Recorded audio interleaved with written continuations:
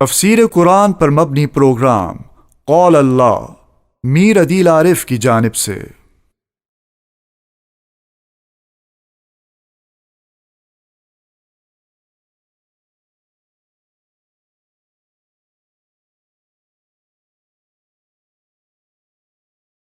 ان الحمد للہ والصلاة والسلام علی رسول اللہ وعلی آلہ وصحبہ ومن والاه اما بعد فاعوذ باللہ من الشیطان الرجیم بسم اللہ الرحمن الرحیم قال تعالی فی سورة الزخرف یا عبادی لا خوف علیکم اليوم ولا انتم تحزنون اما بعد۔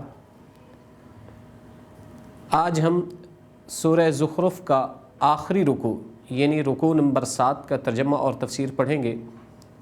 ہمارے پاس آج آیت نمبر 68 سے لے کر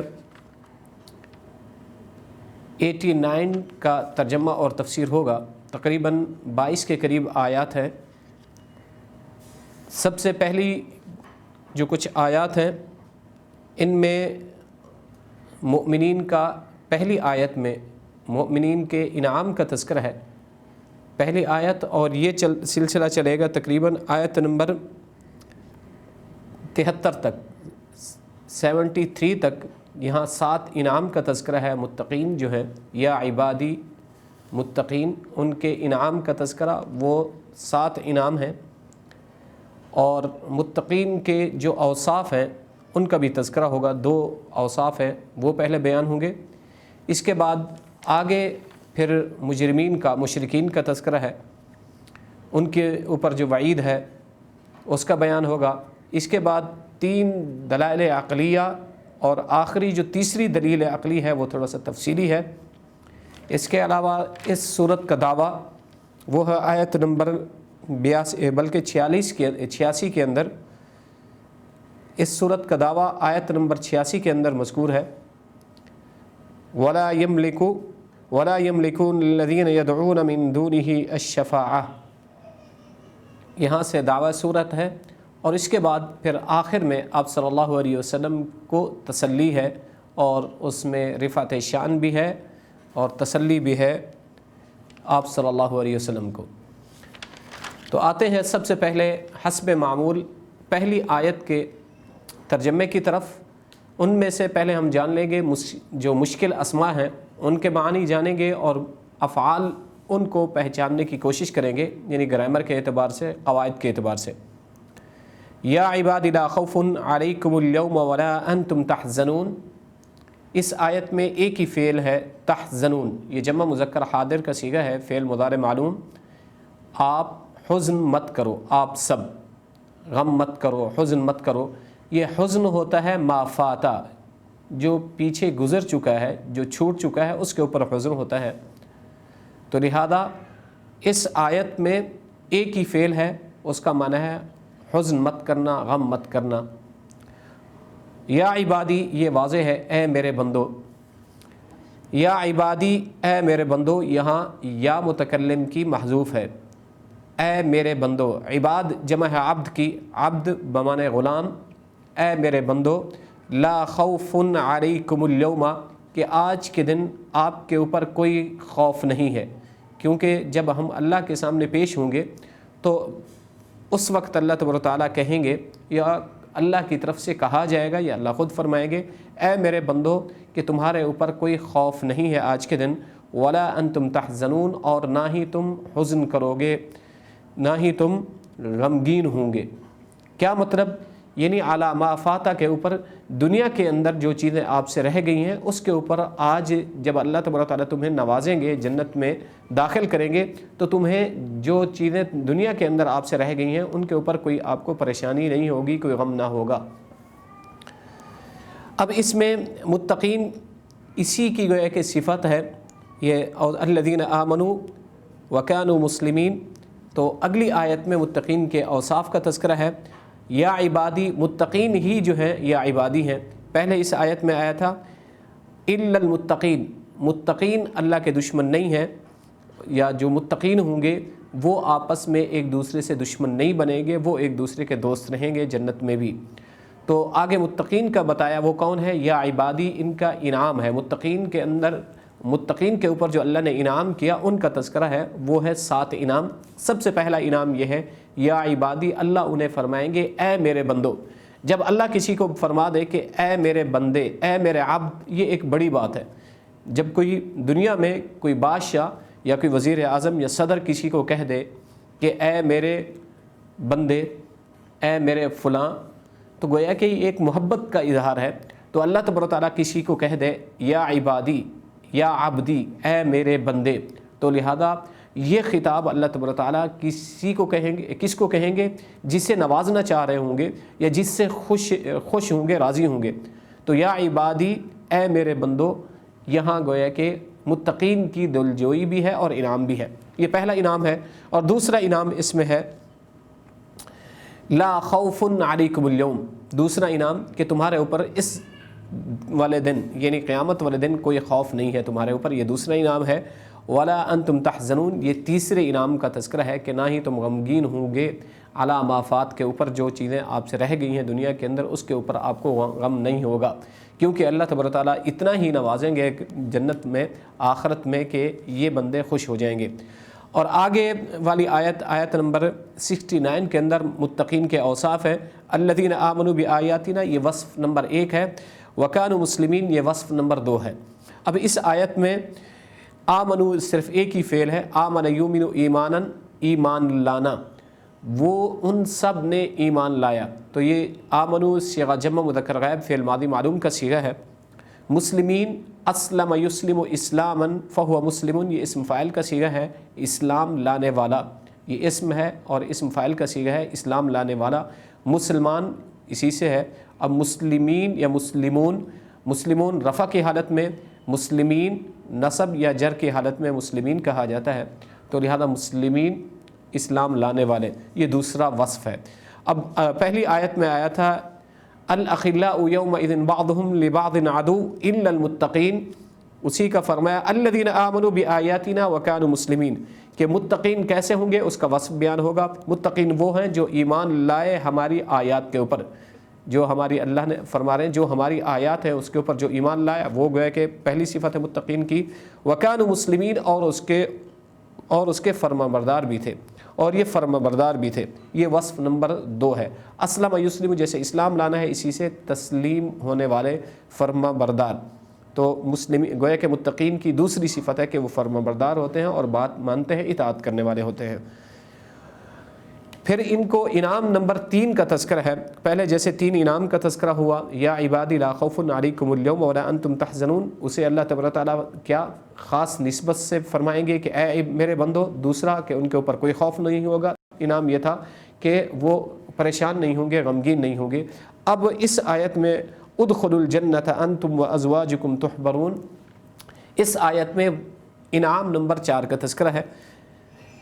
اس آیت میں پہلا فعل ادخلوا، ادخل یدخل، داخل یدخل، اس کا معنی ہے داخل ہونا، اسی سے باب افعال سے آئے گا ادخل یدخل ادخالا، اس کا معنی ہوگا داخل کرنا۔ تو لہذا یہاں جمع مذکر کا صیغہ حاضر کا ہے، جمع مذکر حاضر فعل امر کا، باب نصر ینصر سے تم سب داخل ہو جاؤ۔ تحبرون دوسرا اس کا فعل ہے، تم سب خوش کیے جاؤ گے، یعنی تسرون و تنعمون کے معنی میں آتا ہے۔ صیغہ جمع مذکر حاضر فعل مضارع مجہول کا صیغہ ہے، اور اس میں اسم ازواج ہے، ازواج جمع ہے زوج کی۔ یہ زوج عربی میں میاں، شوہر اور بیوی دونوں کے اوپر اطلاق ہوتا ہے، لیکن آج کل کی عربیہ میں، عربیہ غیر فصحا کے اندر زوجہ بولا جاتا ہے تا کے ساتھ، لیکن فصیح عربی میں زوج دونوں کے اوپر اطلاق ہوتا ہے۔ جنت، جنت یہ واضح ہے۔ اب اس میں ترجمہ چوتھے نمبر انعام نمبر 4 کا بیان ہے، ادخلوا الجنت انتم، کہ تم سب داخل ہو جاؤ جنت میں، وازواجکم، اور تمہاری بیویاں، تحبرون، خوش خوش، یعنی خوش آمدید کیے جاؤ گے یا خوش خوش داخل کیے جاؤ گے، کہ تمہیں اللہ تبارک و تعالیٰ جنت میں داخل کریں گے، لیکن تم سب کیا ہوں گے؟ خوش ہوں گے۔ یطاف علیہم بصحاف من ذہب واکواب وفیہا ما تشتہی الانفس وتلظ الاعین، آیت نمبر 71۔ اس میں یطاف ایک فعل ہے اور تشتہی دوسرا فعل، گویا کہ تلوّ تیسرا فعل، تو لہذا اس آیت میں 3 فعل ہیں۔ پہلا فعل طاف یطوف، طواف کرنا، چکر لگانا، گھومنا، اسی کا مجہول آتا ہے فعل مضارع مجہول یطاف، طاف یطوف معلوم، یطاف مجہول ہے۔ اس کا معنی کیا ہوگا کہ وہ چکر لگوائے جائیں گے، یا طاف یطوف سے لیا جائے تو طواف کرنا، چکر لگانا، گھومنا۔ تشتہی، اشتہا یشتہی، چاہنا کسی چیز کی جس کا دل جو ہے جی چاہے، تو تشتہی ہے کہ انا اشتہی الطعام، عربی میں کہیں گے کہ مجھے کھانے کی طلب ہے، کھانے کی چاہت ہے۔ حل تشتہی شیئن، آپ کو مزید کسی چیز کی چاہت ہے، تو کہیں گے ما تشتہی انت، آپ کو کس چیز کی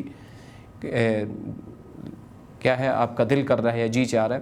تو لہذا تشتہی الانفس، یعنی جو جی کی جو ڈیمانڈ ہوگی یا ان کی جو طلب ہوگی وہ ہوگا۔ وتلذ، لذ یلذ، لذ یلذ تلذ، لذت محسوس کرنا، صیغہ واحد مؤنث غائب، فعل مضارع معلوم۔ اعین، اسم میں سے اعین ہے، اعین جمع ہے عین کی، عین بالعربیہ، عربی میں آنکھ کو کہا جاتا ہے، اور اسم میں صحاف ہے، صحف، صحف اگر ہو تو صحیفہ قرآن مجید کو کہا جاتا ہے، قرآن مجید کو مصحف کہا جاتا ہے، اسی سے صحیفہ ہے، اور اس کی جمع صحف بھی ہے، لیکن یہاں یہ ہے صحاف ہے۔ اس کا معنی اوانین، برتن اور رکابیاں وغیرہ، اور ذہب سونا، اور دوسرا ہے یہ ذہب اسم ہو تو سونے کے معنی میں ہے، دوسرا فعل اگر ہوگا ذہب یذہب، اس کا معنی ہے جانا۔ اکواب جمع ہے کوب، اس گلاس کو کہا جاتا ہے۔ یطاف علیہم بصحاف من ذہب و اکواب، پیش کیے جائیں گے ان پر سونے کے برتن یا سونے کی رکابیاں جو کھانے سے بھری ہوئی ہوں گی۔ اور قرآن میں دوسری جگہ آتا ہے، اللہ فرماتے ہیں کہ جو غلمان ہوں گے وہ انہیں پیش کریں گے کھانے کے برتن۔ یطوف علیہم ولدان، یطوف علیہم ولدان مخلدون، قرآن میں ہے کہ ان کے اوپر ہمیشہ رہنے والے جو غلمان ہوں گے وہ ان کے اوپر چکر لگا رہے ہوں گے، گھوم رہے ہوں گے، یعنی وہ سونے کے برتنوں میں کھانا لا رہے ہوں گے کہ ایک کھانا ختم ہوا دوسرا لا رہا ہے، ایک کھانا یہ لایا پھر دوسری قسم کا کھانا ان کو پیش کیا جا رہا ہوگا، تو لہذا وہ غلمان چکر لگا رہے ہوں گے۔ اسی کو اللہ نے فرمایا ہے یطاف علیہم بصحاف، لہذا دوسری جگہ اللہ نے جو فرمایا کہ یطوف علیہم ولدان مخلدون، کہ ان کے اوپر وہ ان کے پاس یا ان کے اوپر وہ چکر لگا رہے ہوں گے، وہ ہمیشہ رہنے والے غلمان، ایسے چکر لگا رہے ہوں گے نہیں، بلکہ کھانے کے برتن یا لا رہے ہوں گے۔ کھانے کے برتن اکیلے تھوڑی ہوں گے، خالی تھوڑی ہوں گے، بلکہ وہ کھانے سے فل ہوں گے، کھانے سے بھرے ہوئے ہوں گے، ایک قسم کا کھانا لایا پھر دوسرا لایا، تو اس طریقے سے وہ ہمیشہ ایسے ہی رہ رہے ہوں گے، گویا کہ چکر لگا رہے ہوں گے، ہر وقت ان کی خدمت میں مگن ہوں گے۔ اسی کو اللہ نے فرمایا یطاف علیہم بصحاف، تو لہذا یہاں مجہول کا صیغہ ہے، دوسری جگہ یطوف معلوم کا صیغہ لایا تو یہاں مجہول، کہ ان کے اوپر چکر لگایا جائے گا یا ان کو پیش کیا جائے گا۔ کیا چیز ان کے اوپر پیش کی جائے گی؟ رکابیاں یا وہ برتن سونے کے جو کھانے سے بھرے ہوئے ہوں گے۔ صرف کھانا ہوگا نہیں، آگے تذکرہ ہے وہ اکوابن، اور گلاس بھی، پینے کے برتن بھی، پینے کا جو سامان ہوگا وہ بھی انہیں پیش کیا جائے گا، وہ بھی نوکر و غلمان ان کو لا کے دے رہے ہوں گے کہ ایک ختم ہے تو دوسرا، ایک قسم کی ورائٹی، ایک قسم لائی ہے تو پھر دوسری قسم پینے کی وہ بھی انہیں پیش کی جا رہی ہوگی۔ وفیہا ما تشتہی الانفس، کیونکہ اوپر فرمایا تھا ادخلوا الجنت انتم وازواجکم تحبرون، تم داخل ہو جاؤ اور تمہاری بیویاں جنت میں خوش خوش۔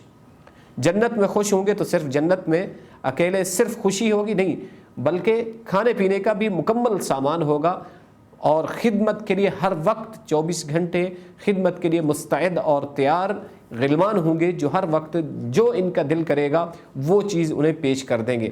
اسی کو فرمایا وفیہا ما تشتہی الانفس، کہ جنت میں کوئی خاص قسم کی کوئی چیز ہوگی نہیں، بلکہ ہر وہ چیز ملے گی جس کا جی چاہے گا، جو جی میں آئے گا، جس چیز کا دل کرے گا وہ چیز اسے موجود ہوگی، اویلیبل ہوگی۔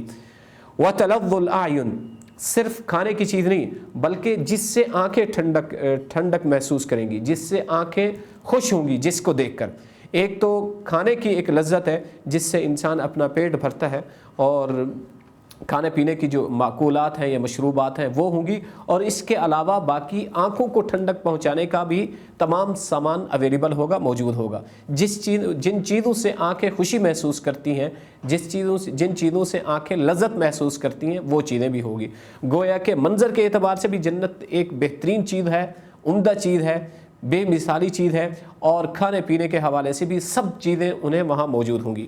اسی کو اللہ نے بہترین انداز میں بتایا، اور یہ بھی بتایا کہ جنت میں جانا تمہارا کوئی چند دن کے لیے نہیں ہے، جیسے کہ انسان کسی جگہ یا کسی اچھے ہوٹل میں جاتا ہے چند دن رہنے کے لیے، یا کسی جگہ رہنے کے لیے جاتا ہے چند دن کے لیے، تو وہ اسے مسرت اور خوشی نہیں ہوتی۔ اس کو معلوم ہے کہ میں یہاں چند دن قیام کے لیے آیا ہوں، چند دن مجھے یہاں ٹھہرنا ہے، پھر یہاں سے واپس جانا ہے، کوچ کرنا ہے۔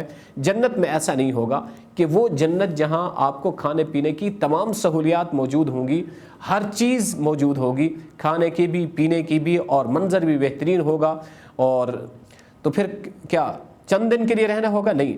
اسی کو اللہ نے فرمایا وَأَنْتُمْ فِيهَا خَالِدُونَ، کہ تم جنت میں ہمیشہ ہمیشہ رہو گے، کہ اس چیز کا تمہارے دل میں ڈر نہ آئے کہ ہم چند دن رہیں گے پھر واپس ہو جائیں گے۔ اسی کو اللہ نے فرمایا وَأَنْتُمْ فِيهَا خَالِدُونَ، کہ تم اس میں ہمیشہ ہمیشہ رہو گے۔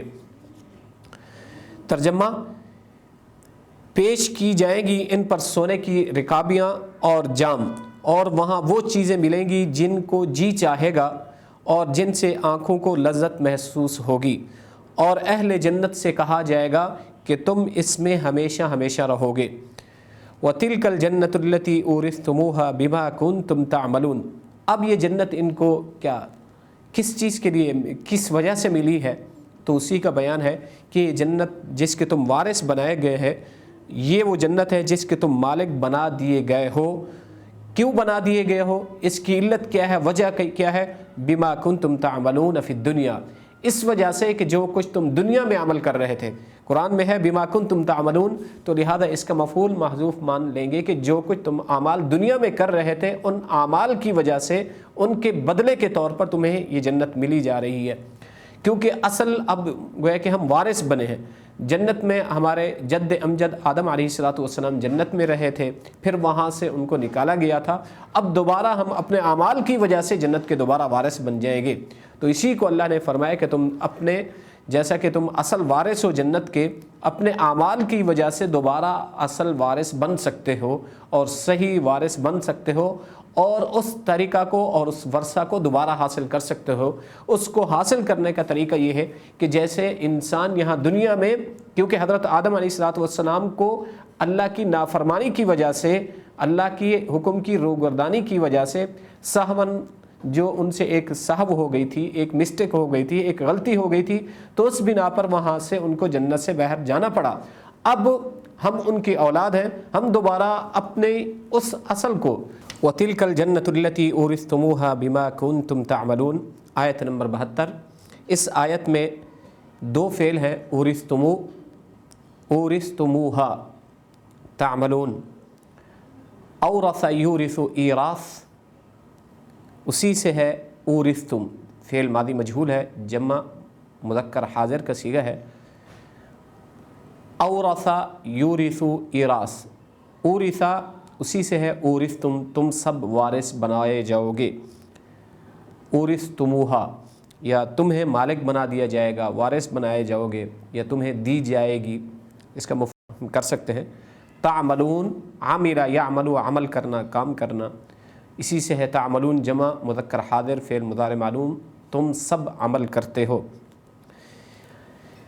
اس سے پہلے انعام نمبر 6 کا بیان ہوا تھا، کیونکہ پہلے یطاف علیہم، یہاں سے انعام نمبر 5 کا تذکرہ تھا، وفیہا ما تشتہی الانفس، انعام نمبر 6 کا بیان تھا، وتلک الجنۃ التی اورثتموہا، کہ یہ جنت جس کے تم وارث بنائے گئے ہو، یا جن کے تم مالک بنائے گئے ہو۔ کیوں بنائے گئے ہو؟ اس کی علت ہے بما کنتم تعملون، اس لیے مالک بنائے گئے ہو، اس لیے وارث بنائے گئے ہو جو تم نے اعمال کیے دنیا میں، یعنی تم اپنے اعمال کے سبب اس جنت کے وارث بنائے گئے ہو۔ کیوں وارث بنائے گئے ہیں؟ یعنی اصل وارث تم لوگ ہو، کیونکہ حضرت آدم علیہ السلام جنت میں ہی تھے، ان اللہ کی نافرمانی کی وجہ سے صحباً جو انہوں نے غلطی کی تھی وہاں سے جنت سے نکالا گیا تھا ان کو. تو دوبارہ اللہ نے یہ شرط رکھی کہ جو اعمال صالحہ کریں گے، جو اللہ کی فرما برداری کریں گے، اطاعت کریں گے، اللہ کے احکامات کی اوپر چلیں گے، تو وہ جنت میں دوبارہ آ جائیں گے. تو لہذا اسی کو اللہ نے فرمایا کہ جو نیک اعمال کریں گے، اللہ کی فرما برداری اور اطاعت کریں گے، تو اپنے اعمال کے سبب جنت میں جائیں گے. اسی کو فرمایا کہ یہ وہ جنت ہے جس کے تم مالک بنائے گئے ہو. کیوں بنائے گئے ہو؟ بما کنتم تعملون، بسبب اس کے کہ تم لوگ جو اعمال کرتے رہے دنیا میں، ان اعمال کی وجہ سے جنت میں جاؤ گے. لکم فیہا فاکہۃ کثیرہ منہا تأکلون، یہاں سے انعام نمبر 7 کا تذکرہ ہے کہ یہ متقین جو ان کے پیچھے 6 انعام گزر چکے ہیں، ان میں سے 7ویں کا بیان ہے. لکم فیہا فاکہۃ کثیرہ منہا تأکلون. تأکلون یہ صیغہ جمع مذکر حاضر فعل مضارع معلوم، اکل یأکل، اسی سے ہے تأکلون، اسی سے ہے تأکلون، تم سب کھاتے ہو. اکل یأکل، تأکل تأکلون جمع مذکر حاضر فعل مضارع معلوم، تم سب کھاتے ہو یا کھاتے رہو گے یا کھاؤ گے. اگر سین یا سوف لگا دیں گے تو فیوچر اور مستقبل کا معنی دے گا یہ. اور اس کے اندر اسماء میں سے دیکھیں گے، فاکہہ یہ اسم ہے، فاکہہ فروٹ، اس کی جمع ہے فواکہ. ترجمہ لکم فیہا، تمہارے لیے اس جنت میں، ہا ضمیر لوٹ رہی ہے جنت کی طرف کہ تمہارے لیے اس جنت میں فاکہۃن، کئی قسم کے میوے ہوں گے. تو لہذا یہ نکرہ ہے، اس کا معنی ہم کر سکتے ہیں کہ تمہارے لیے اس میں بہت سے میوے ہوں گے، یہ کئی قسم کے میوے اور فروٹس اور فواکہ ہوں گے. کثیرہ بہت زیادہ، منہا تأکلون تم اس میں سے کچھ کو کھاؤ گے، کیونکہ ہوں گے تو بہت زیادہ، انسان سب کو تو نہیں کھا سکتا لیکن کچھ کو اس میں سے کھائے گا. ان المجرمین فی عذاب جہنم خالدون. اب یہاں تک آیت نمبر 73 تک جو مومنین کے انعام تھے ان کا اینڈ ہوا، ان کا اختتام ہوا. اب یہاں سے تخویف ہے مجرمین اور مشرکین جو نافرمان لوگ تھے. مومنین اور متقین کے جو انعامات تھے وہ ان کا بیان ہو چکا. اب کچھ آیات میں 3 یا 4 5 آیات میں مجرمین کا تذکرہ ہے، اب اسی کا بیان ہوگا. یہاں سے تخویف ہے. ان المجرمین فی جہنم خالدون، بے شک مجرمین لوگ، گناہ گار لوگ، مشرک لوگ جہنم میں ہمیشہ ہمیشہ رہیں گے. خالدون اس کا معنی کیا ہے؟ ہمیشہ ہمیشہ رہنا. مجرمین پہلے بھی بیان کر چکے ہیں، یعنی مشرکین، ان کا انجام یہ ہوگا کہ وہ جہنم میں ہمیشہ ہمیشہ رہیں گے. لا یفتر عنہم وہم فیہا مبلسون. اب کیفیت نمبر 1 عذاب کا یہ تھا، جیسے مؤمنین کی صفات کا بیان تھا کہ پہلی صفت، دوسری صفت، ان میں سے پہلی صفت ہم نے بیان کی تھی کہ وہ مؤمنین جو ایمان لائے ہماری آیات پر، اور دوسری صفت تھی کہ وہ مسلمان تھے، یعنی فرما بردار تھے. اور پھر ان کے 7 انعام کا بیان ہوا تھا. اور اس آیت میں مجرمین کی کیفیت عذاب کا بیان ہوگا کہ یہ لوگ عذاب میں تو ہوں گے، کس طرح کا عذاب ہوگا؟ خالدون، کہ وہ اس جہنم کے عذاب میں ہمیشہ ہمیشہ رہیں گے.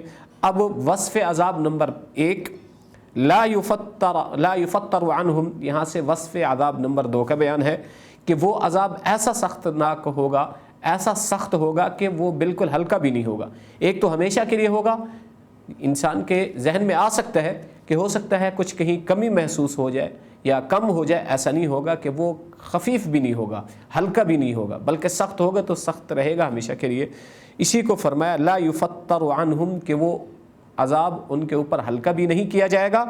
وہم فیہا مبلسون، کیفیت عذاب یا وصف عذاب نمبر 3 کا بیان کہ وہ اس سے نا امید ہو جائیں گے، مایوس ہو جائیں گے.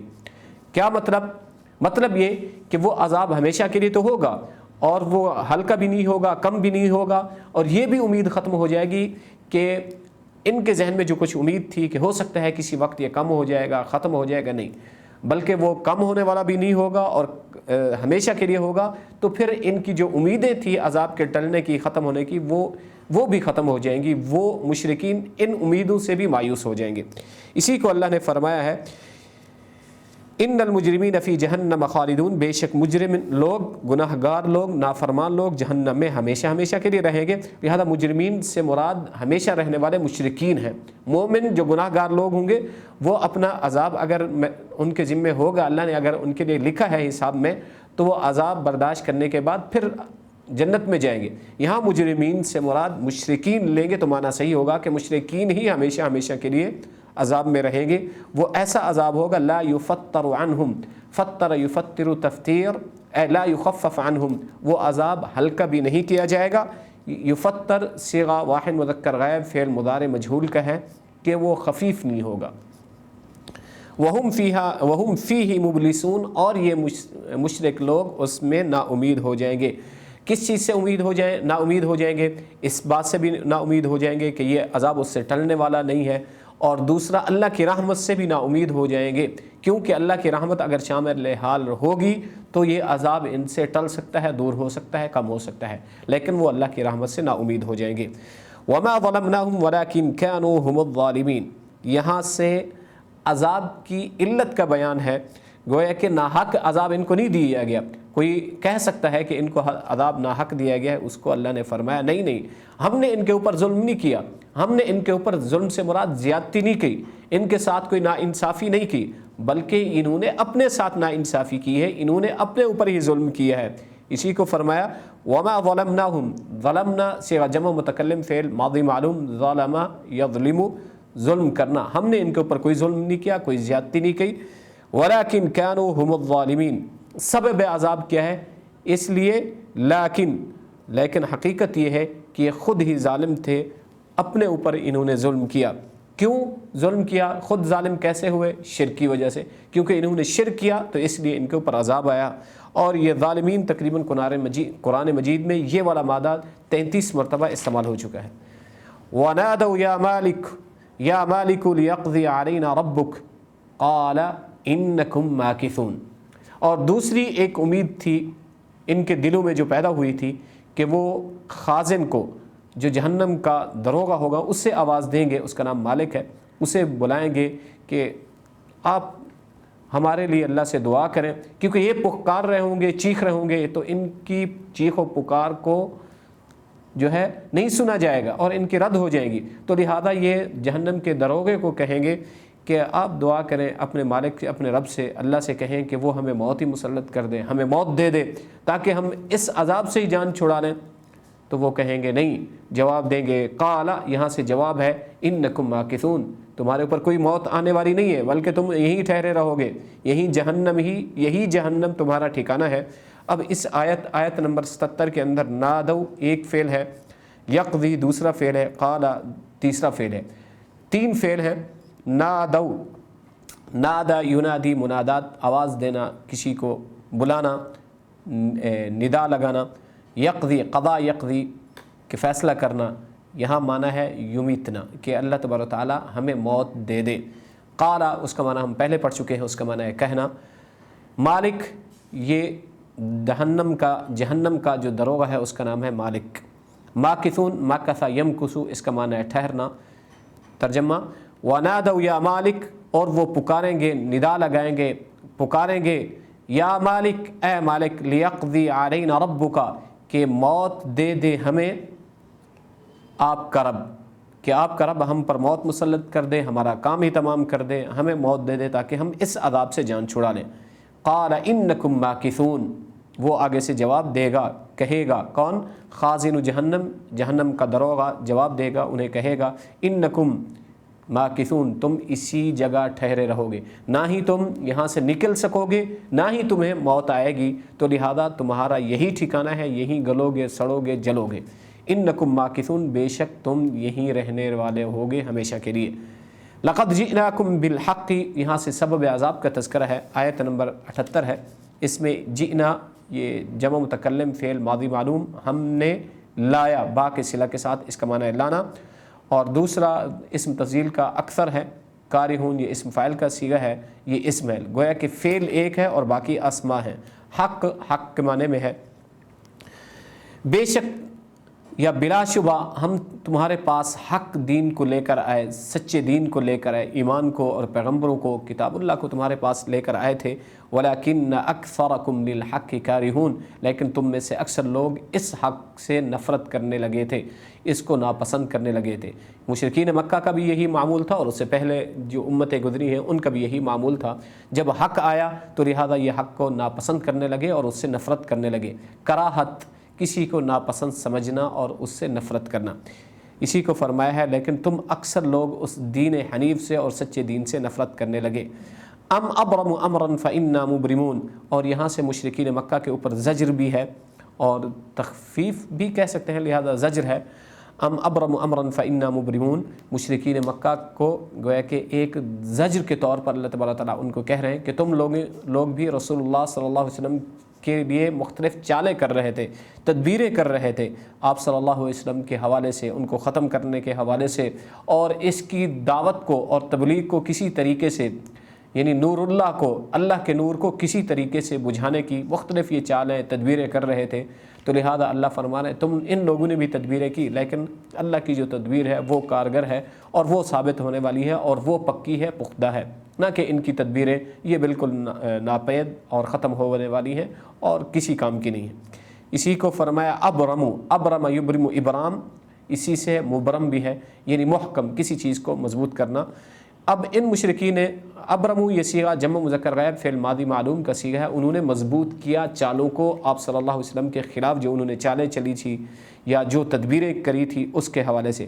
ام ابرمو امرن، جب کیا انہوں نے کوئی بات پختہ کر لی یا کوئی بات دی جو آپ صلی اللہ علیہ وسلم کے حوالے سے وہ کر رہے تھے آپ صلی اللہ علیہ وسلم کو تکلیف دینے کے لیے، فَإِنَّا مُبْرِمُونَ، بے شک ہم بھی پختہ کرنے والے ہیں، باتوں کو ٹھہرانے والے ہیں۔ جب ہم کوئی چال چلیں گے، ہم تدبیر کریں گے تو لہذا ان کی سب چالیں ضائع ہو جائیں گی آپ صلی اللہ علیہ وسلم کو تکلیف دینے کے حوالے سے، جیسا کہ انہوں نے ہجرت سے والے دنوں میں کہ آپ صلی اللہ علیہ وسلم کو قتل کرنے کا جو منصوبہ بنایا تھا ابو جہل کی قیادت کے اندر، کہ سب قبائل سے جو ہے، جو وہاں جو قبائل تھے تو سب میں سے ایک طاقتور نوجوان ہر قبیلے میں سے جمع ہو کے آپ صلی اللہ علیہ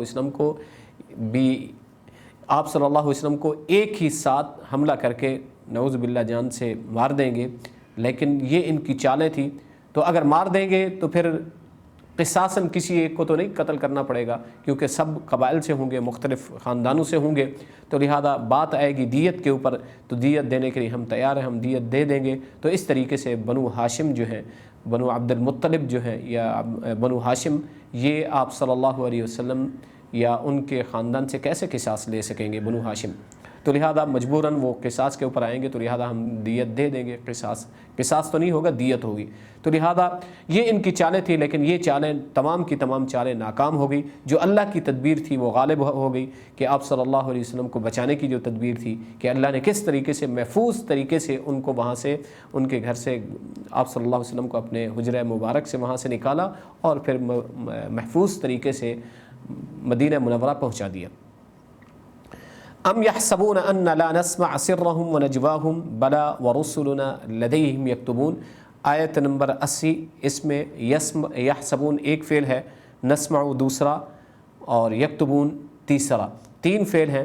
یحسبون یہ سیغہ جمع مذکر غائب فعل مضارع معلوم، وہ گمان کرتے ہیں، حاسبہ یحسب یعنی گمان کرنا، نسمع سمع یسمع ہم سن رہے ہیں، یکتبون کتبہ یکتب لکھنا، اسی سے کتابت ہے، خط و کتابت جو اردو میں بھی ہم استعمال کرتے ہیں، یکتبون وہ لکھتے ہیں، صیغہ جمع مذکر غائب فعل مضارع معلوم، وہ سب لکھتے ہیں۔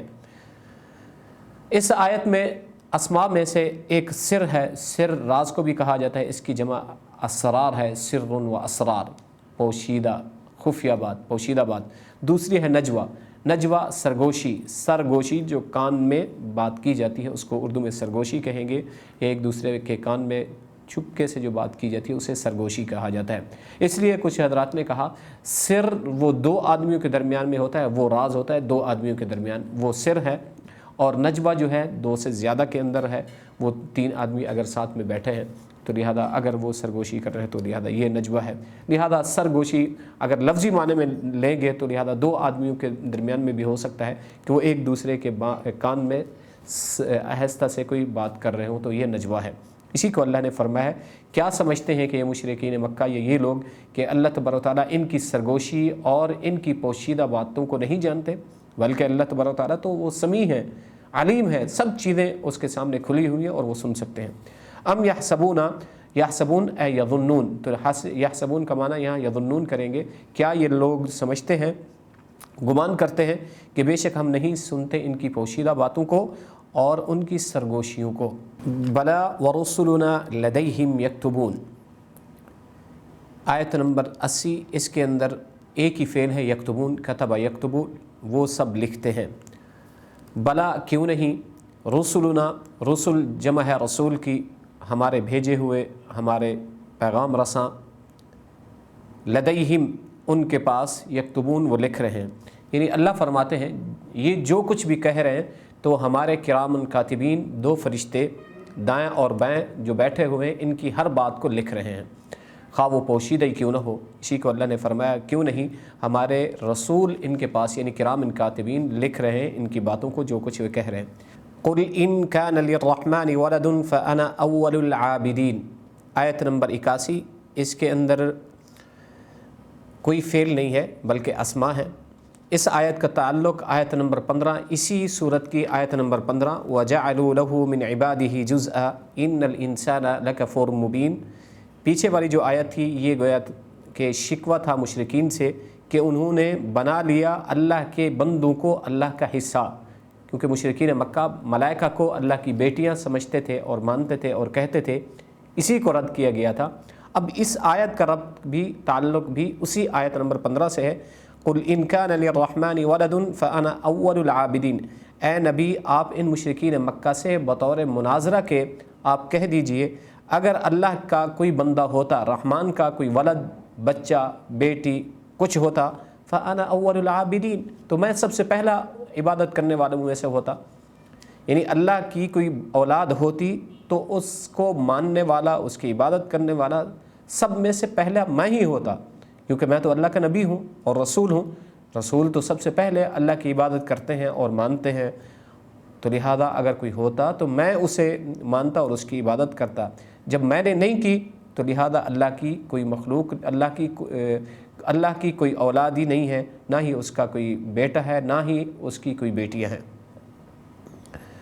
سبحان رب السماوات والارض رب العرش عما یصفون، تو لہذا یہاں سے تنزیہ الرحمن ہے کہ اللہ تبارک و تعالیٰ منزہ ہیں، مطہر ہے، پاک ہیں ان تمام عیوبوں سے، بیٹوں سے، اولاد سے، ان تمام چیزوں سے اللہ تبارک و تعالیٰ منزہ ہیں، مطہر ہیں، پاک ہیں کہ اللہ کی کوئی اولاد نہیں ہے، نہ ہی اللہ کا کوئی شریک ہے۔ اسی کو اللہ فرما رہے ہیں سبحان رب السماوات، پاک ہے وہ ذات جو رب ہے آسمانوں اور زمینوں کا، اور وہ رب ہے عرش کا، عما یصفون، تو لہذا پاک ہے یہ رب۔ کون سا رب؟ جو زمینوں، آسمانوں اور عرش کا رب ہے۔ وہ کس چیز سے پاک ہے؟ عما یصفون، اب بیان یہ ہے گویا کہ اللہ پاک ہے کن چیزوں سے؟ عما یصفون، ان چیزوں سے جن کو وہ بیان کرتے ہیں۔ لہذا یہ رحمان کے لیے، اللہ کے لیے کن کن چیزوں کو بیان کرتے تھے؟ کہتے تھے کہ اللہ کی اولاد ہے، اللہ کی بیٹیاں ہیں، یا اللہ کے کوئی شرکا ہیں۔ تو اس آیت کو اللہ لا کر بیان فرما رہے ہیں کہ اللہ تبارک و تعالیٰ ان تمام چیزوں سے، ان تمام عیوب سے، ان تمام شرکا سے، تمام اولاد سے، تمام چیزوں سے اللہ تبارک و تعالیٰ پاک ہیں، منزہ ہیں، مطہر ہیں۔ تو لہذا وہ رب جو رب ہے آسمانوں کا، زمینوں کا اور عرش کا، وہ ان تمام عیوبوں سے پاک ہے۔ فَذَرْهُمْ يَخُوضُوا وَيَلْعَبُوا حَتَّى يُلَاقُوا يَوْمَهُمُ الَّذِي يُوعَدُونَ، آیت نمبر 83۔ ذرہم صیغہ واحد مذکر حاضر فعل امر، یخوض خاض یخوض جمع مذکر غائب فعل مضارع معلوم، یلعب صیغہ جمع مذکر غائب فعل مضارع معلوم، یلاق جمع مذکر غائب فعل مضارع معلوم، یوعدون صیغہ جمع مذکر غائب فعل مضارع مجہول، وہ وعدہ دیے جاتے ہیں، یلاقو وہ ملتے ہیں، یلعبون وہ کھیلتے ہیں، لعبہ یلعبو کھیلنا، یخوض وہ غور و خوض کرتے ہیں، خاض یخوض کسی کے اندر، کسی بات کے اندر گھسنا، اور یہاں اس کا معنی کریں گے یتکلموا بباطلہم، اور اس کا مفہومی ترجمہ کہ وہ بک بک بھی کرتے ہیں اللہ تبارک و تعالیٰ کی شان میں۔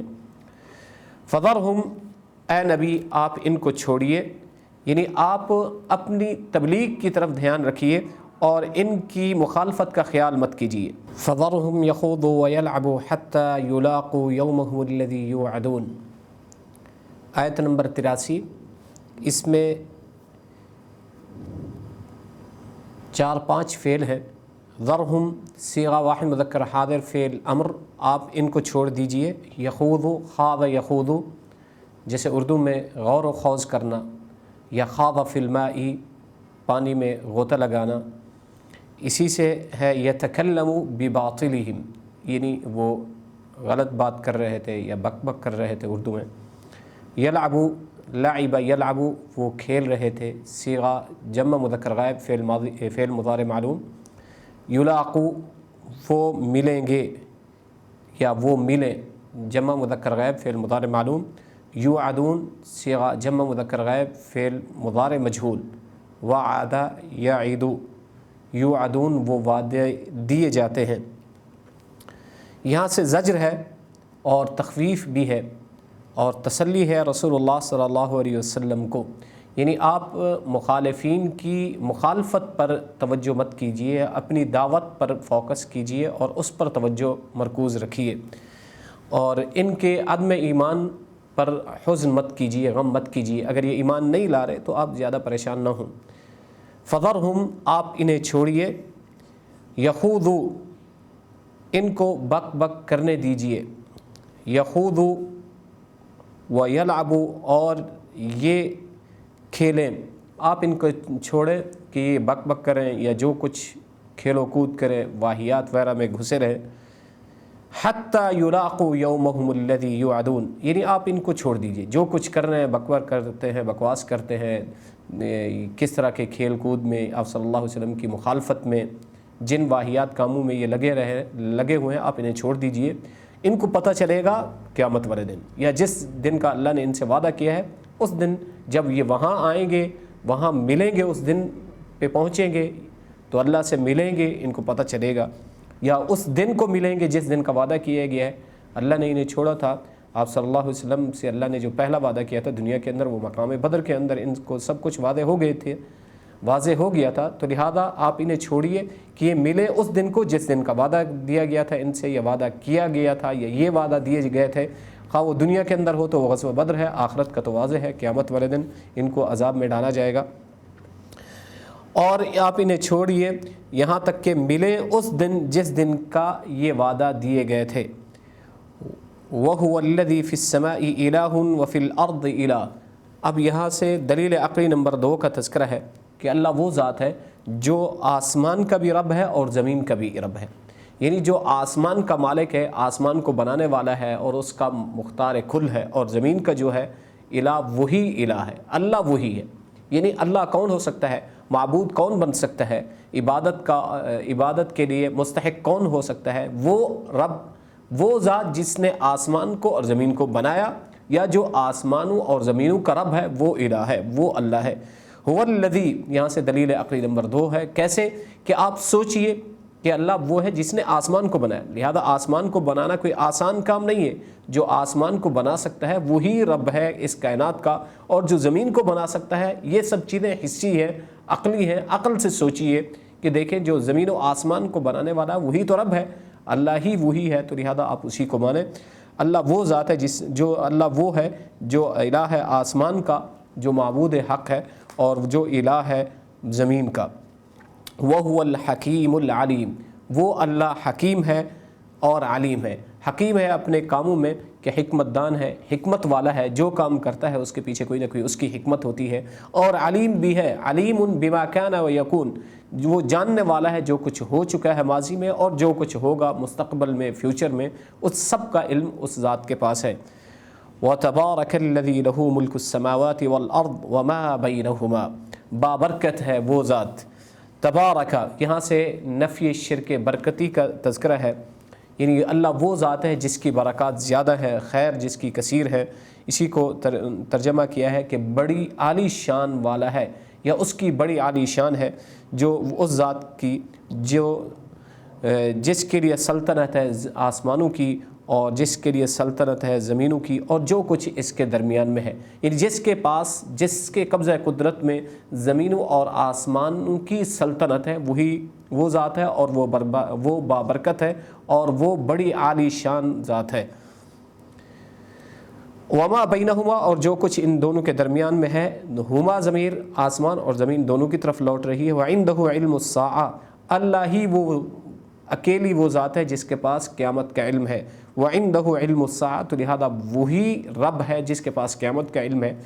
اب اگر یہ جس کی عبادت کرتے ہیں، آج بھی لوگ جس کو اپنا معبود یا اپنا الہ یا خدا مانتے ہیں، آپ ان سے پوچھئے کہ قیامت کب ہے، کیا ان کے پاس قیامت کا علم ہے؟ تو لہذا اللہ ہی وہ اکیلی ذات ہے جس کے پاس قیامت کا علم ہے، تو لہذا معبود بھی یہی ہوا، الہ بھی یہی ذات ہے۔ اللہ ہی وہ اکیلے ذات ہے جس کے پاس قیامت کا علم ہے۔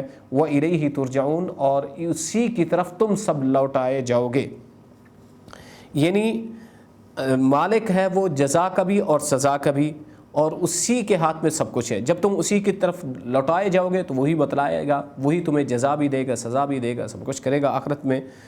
وَلَا يَمْلِكُ الَّذِينَ يَدْعُونَ مِن دُونِهِ الشَّفَاعَةَ إِلَّا مَنْ شَهِدَ بِالْحَقِّ وَهُمْ يَعْلَمُونَ۔ آیت نمبر 86، یہ ہے دعوی صورت۔ یہاں سے نفی شفاعت قہریہ اس صورت کا دعویٰ تھا کہ اس صورت کے اندر بتایا جا رہا ہے کہ جو مشرکین مکہ کا جو ایک عقیدہ تھا کہ یہ معبودان جن کی ہم عبادت کرتے ہیں، جب ان سے پوچھا جاتا تھا کہ ان بتوں کی عبادت کیوں کرتے ہو، ان غیر اللہ کو، اللہ کے علاوہ باقی جو ہے ان کو کیوں مانتے ہو، ان کی عبادت کیوں کرتے ہو، تو کہتے تھے یہ اللہ کے لیے کل کو قیامت والے دن ہمارے لیے سفارش قہریہ کریں گے، جو ہمارے لیے زبردستی سفارش کریں گے، جن کے پاس ایک کیا ہے اتھارٹی ہے، جس کے پاس یہ ایک قوت ہے، ایک ان کے پاس زور ہے کہ اللہ کے سامنے ہمارے لیے زبردستی سفارش کریں گے، ہمیں بخشوائیں گے، ہماری مغفرت کرائیں گے۔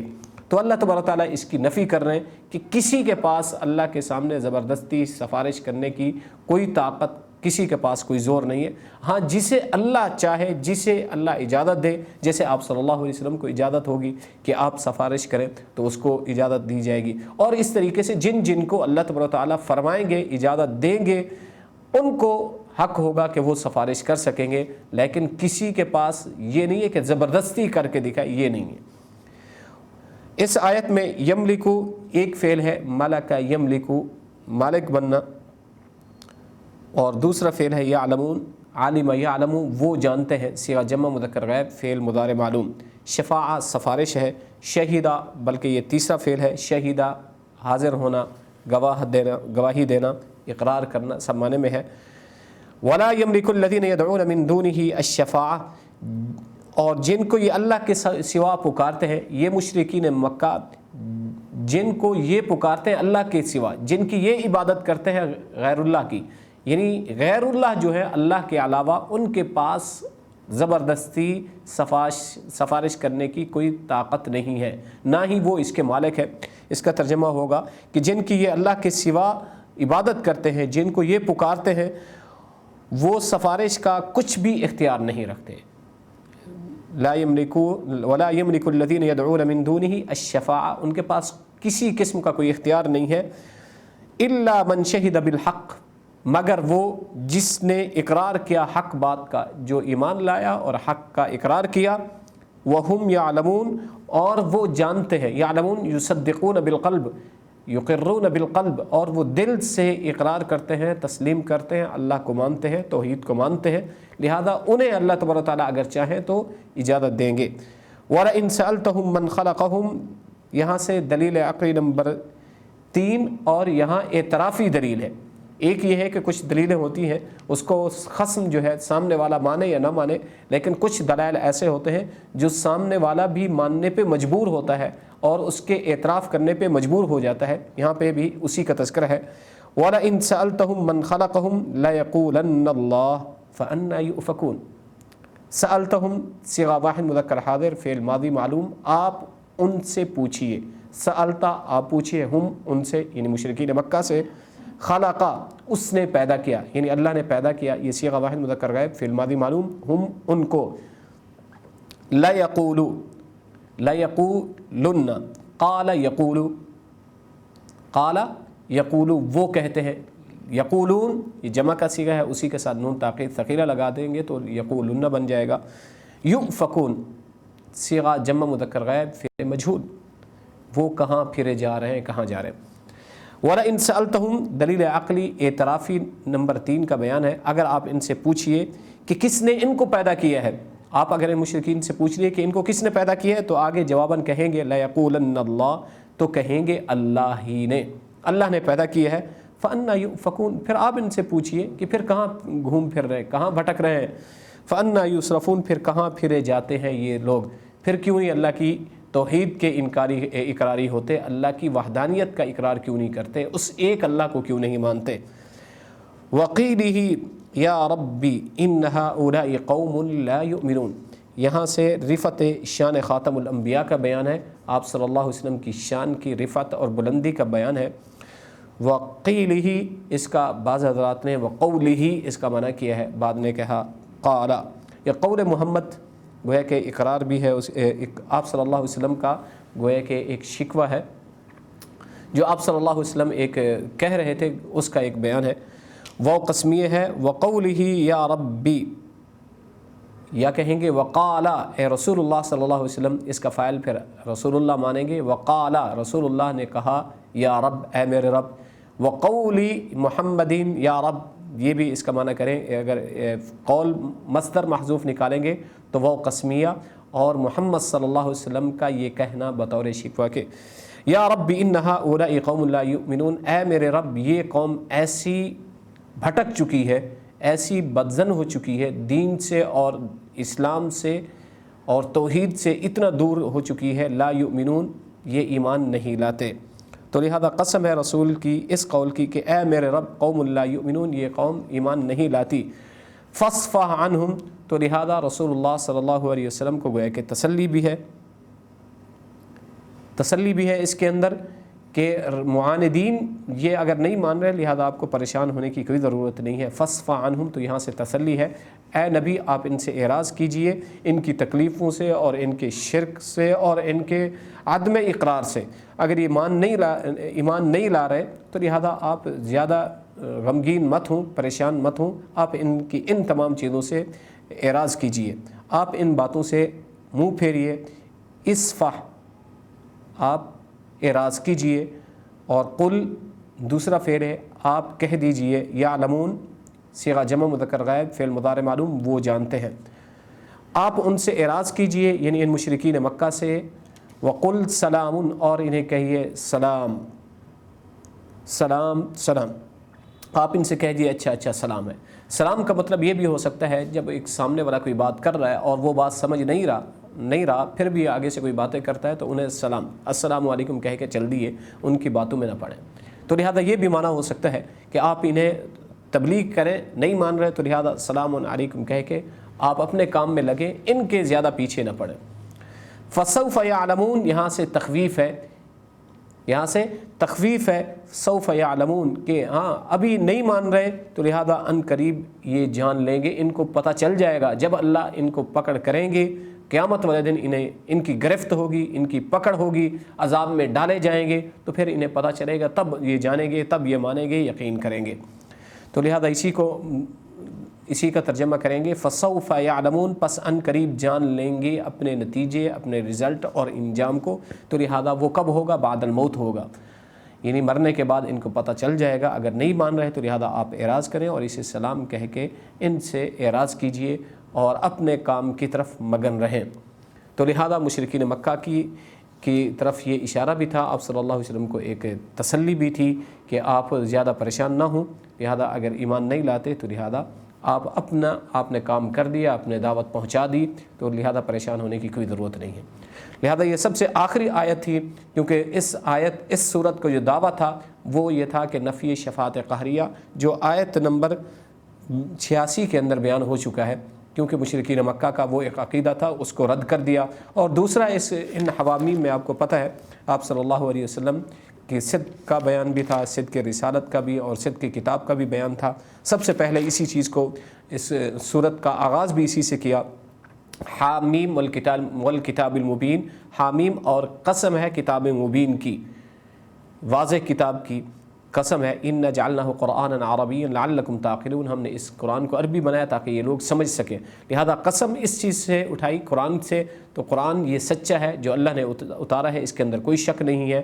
اور پھر آخر میں تسلی دی ہے رسول اللہ صلی اللہ علیہ وسلم کو اس آیت کے آخر کے اندر، یعنی یہ مشرکین مکہ جتنا بھی آپ دعوت دیں گے، جن کے دلوں پہ اللہ نے مہر لگا دی ہے، اس کو بھی بیان کیا پیچھے اس صورت کے اندر کہ اب یہ لوگ ایمان لانے والے نہیں ہیں، ہدایت کی طرف اور دین کی طرف آنے والے نہیں ہیں، آپ ان سے اعراض کیجئے، تو لہذا فَاصْفَحْ عَنْهُمْ، آپ ان سے اعراض کیجئے، آپ نے اپنا کام کر دیا، یہ دین حق ہے اور یہ کتاب اللہ سچی ہے، اس کے اندر کوئی شک و شبہ نہیں ہے۔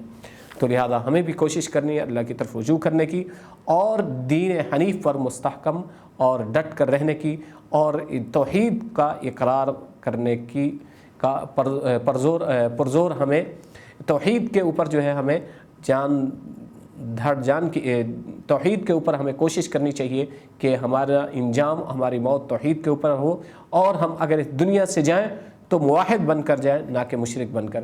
اگر توحید کے اقراری ہوئے اور توحید کے ماننے والے ہوئے تو انشاءاللہ ہمارا رزلٹ بہتر ہوگا اور جنت کے وارث بنیں گے۔ اسی پر اکتفا کرتے ہیں۔ وآخر دعوانا ان الحمدللہ رب العالمین۔ تفسیر قرآن پر مبنی پروگرام قول اللہ میر عدیل عارف کی جانب سے